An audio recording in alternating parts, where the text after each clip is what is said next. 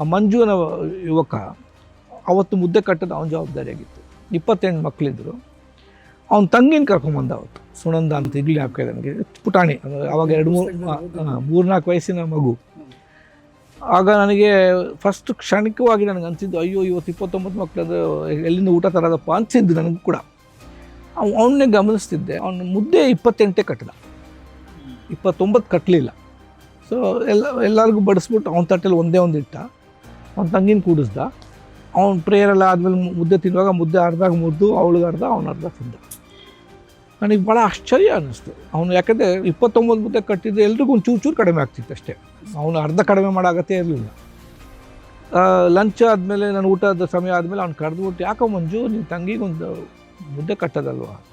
ಅವ್ನು ಹೇಳಿದ ಉತ್ತರ ಇವತ್ತು ನನಗೆ ಮನಸ್ಸಲ್ಲಿ ಈಗ ನೆನ್ನೆ ಹೇಳ್ದಂಗಿದೆ. ಅವ್ನು ಹೇಳ್ದ, ಸರ್ ಅವಳು ನನ್ನ ತಂಗಿ ಸರ್, ನನ್ನ ತಂಗಿಗೆ ನಾನು ಜವಾಬ್ದಾರಿ ತೊಗೊಳ್ಳೋದೆ, ನನ್ನ ಸ್ನೇಹಿತರದೆಲ್ಲ ಜವಾಬ್ದಾರಿ ತೊಗೊಳಕ್ಕಾಗತ್ತೆ, ಅವ್ರು ತೊಗೊಳಕ್ಕಾಗತ್ತೆ. ನನ್ನ ಮುದ್ದೆಲಿ ಅರ್ಧ ಕೊಡೋದು ಧರ್ಮ. ನೋಡಿ, 7 ವಯಸ್ಸು ಮಗುವಿಗೆ ಧರ್ಮ ಅರ್ಥ ಎಷ್ಟು ಚೆನ್ನಾಗಿ ಗೊತ್ತಿತ್ತು. ಅವರಿಂದ ಕಿತ್ತು ನಾನು ಕೊಡೋದು ಧರ್ಮ ಅಲ್ಲ ಸರ್. ಅವ್ರಿಗೆ ಗೊತ್ತಿಲ್ಲ ಅಂದ ಕೂಡಲೇ ಅದು ನನಗೆ ಗೊತ್ತಾಗತ್ತಲ್ಲ ಅಂದ. ನನಗೆ ಅದು ಭಾಳ ಡೀಪ್ ಆಗಿತ್ತು. ನಾನು ಅಂದ್ಕೊತಿದ್ದೆ ಇವ್ರಿಗೆ ಏನಕ್ಕಪ್ಪ ಶಾಲೆ ಬೇಕು ಅಂತ. ಫುಲ್ ವಿಡಿಯೋನ ನೋಡಿ ಆನ್ 4C ಯೂಟ್ಯೂಬ್ ಚಾನಲ್.